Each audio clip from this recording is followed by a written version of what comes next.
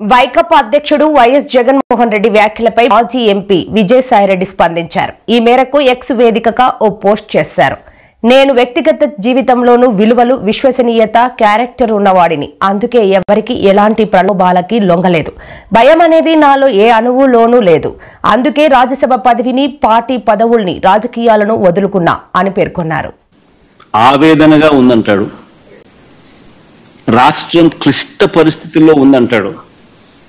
ముఖ్యం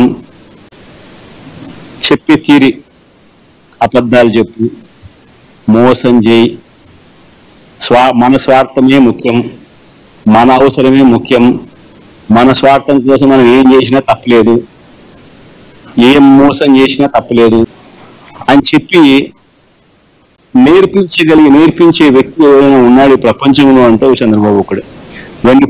అది సాయిరెడ్డికైనా అంతే, పోయిన ముగ్గురు ఎంపీలకైనా అంతే.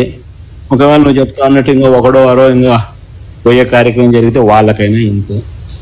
ఒకటి చెప్తా ఉన్నాం, వైఎస్ఆర్సీపీ ఈరోజు ఉంది అని అంటే అది వీళ్ళందరి వల్ల లేదు. వైఎస్ఆర్సీపీ ఈరోజు ఉంది అని అంటే దేవుడి దయ, ప్రజల ఆశీస్సుల వల్ల వైఎస్ఆర్సీపీ ఈరోజు ఉంది.